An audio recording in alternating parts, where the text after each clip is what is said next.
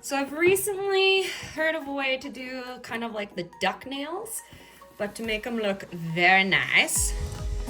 I'm starting off with a stiletto tip. I've cut it. You can do it with coffin as well. And then I found a size that will kind of fit. I'm going to etch them and then glue them together, and then we'll work from there. Now we're going to etch the under part of the one tip and the top of the other. We're going to apply some nail glue and have it stick. You need to etch both ends of the tips so that it will actually adhere to each other, unlike when you apply tips to a nail. We're also gonna touch up the sides so that there's no chunkiness. It's just a nice beautiful curve on the sides, and take away the lip from the overlapping tips so that the ombre will be smooth. Now to create this kind of duck nail, or I've seen some people calling this method kind of like a mermaid tail. For doing this on a person,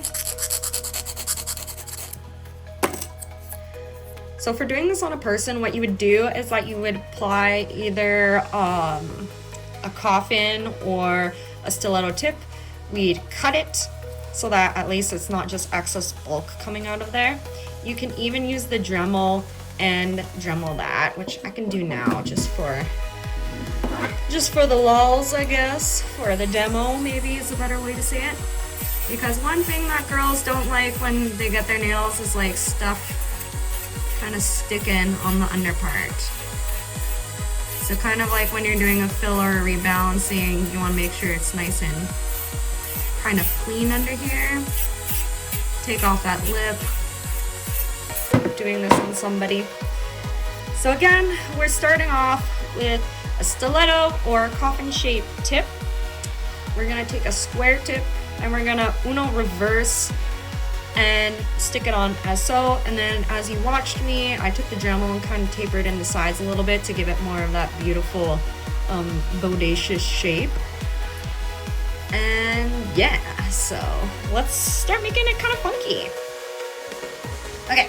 So I'm thinking I'm gonna do white with the glitter on top, and then ombre this, it's called enchantment, over top of that. So like kind of going with the mermaid tail vibe.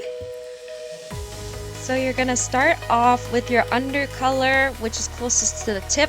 It's gonna be the thickest, and it's gonna feather till it's less and less more towards the middle. We're gonna layer the glitter on top, and then take our top color, which is the enchanted color, and be thickest at the cuticle, and feather it towards the middle on top of the other color.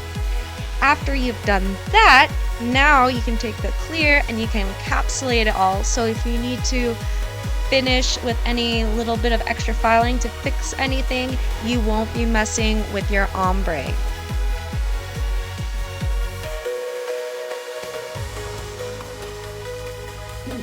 So I gave her some time to dry.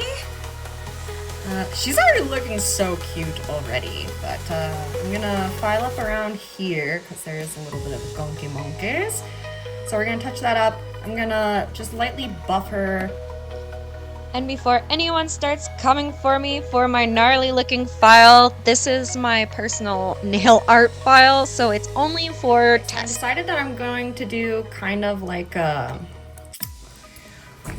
sea foam, or when there's a little bit of foam on water kind of effect closer to the cuticle area. As well as I'm gonna put on some cute little starfish and seashells to add to the vibe. I'm just getting any brush really. I'm mixing top coat with white so that it'll have pigment but it'll still do the vibe. I've poured some water mixed with a little dish soap in that container right there. So what that will do is that will give us the textures. Why is everything?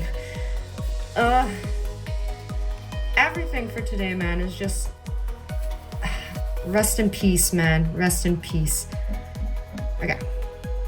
Make sure that there's no linties in there. Something kind of like that I think will be cute. So it kind of looks like there's water going on there. So boom. So the one thing with the bubble method is that when you do the bubbles, get the bubbles while they're like this and while they're good. Like, you can blow bubbles to try to make bubbles happen afterwards, but the little bubbles is what you want.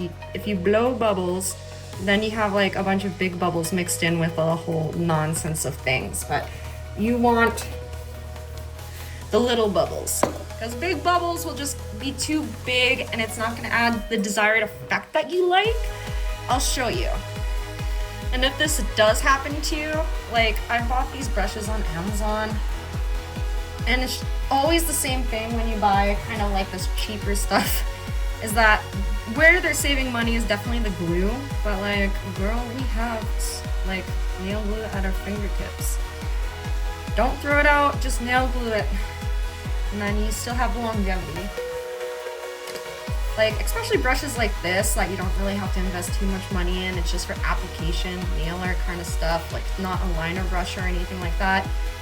Boom! It's still good to use. Okay, she has just come out of the light. She's looking good. I'm gonna take this wipe and make sure that I wipe any of the other bubble kind of stuff off. So great, we have kind of like a water effect going on there.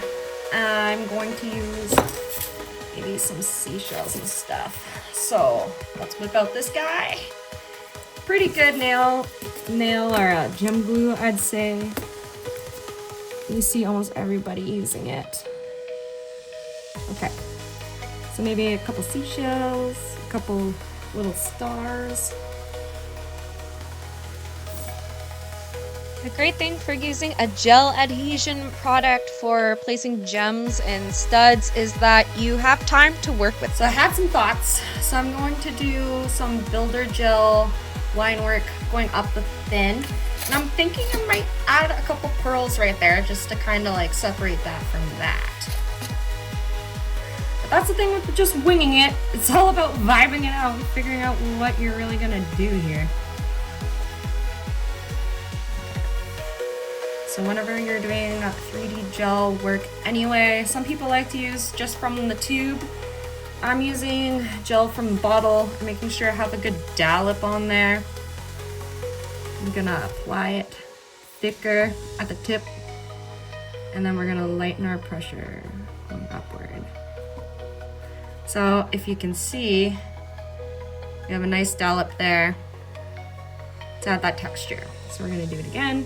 I'm not showing you guys this gel pot because this is my nail video gel pot. I just got a new one because she is looking some sort of way these days. So big, beautiful one for when I'm doing nails on the beautiful ladies, and then I have my skanky one for when I'm doing beautiful nails for videos. So again, we're making sure we got the big dollop at the tip, and then just lightening our pressure all the way back up here.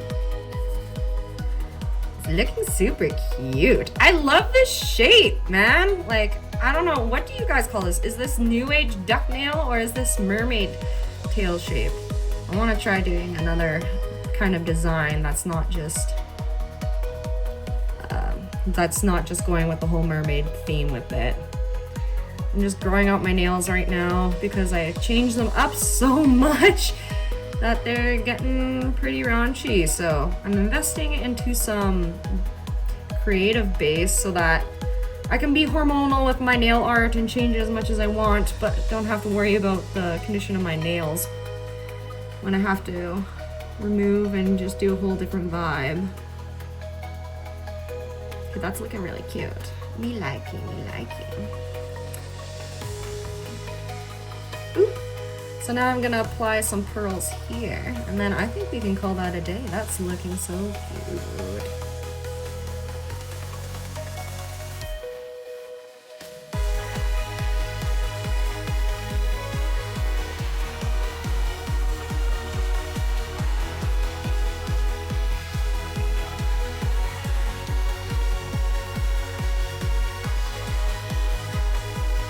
She's very cute. Oh my god, a whole set kind of like this. Oh my god, I love when when you're just kind of going with the flow and it just is fire. Fire, man. So there we have it, babes, our beautiful mermaid nail. So like if you enjoyed, comment if you consider this more of a mermaid shape or a new age duck nail shape, and subscribe if you want to see more. Thanks guys for hanging out this evening and watching. We'll see you next time. Bye.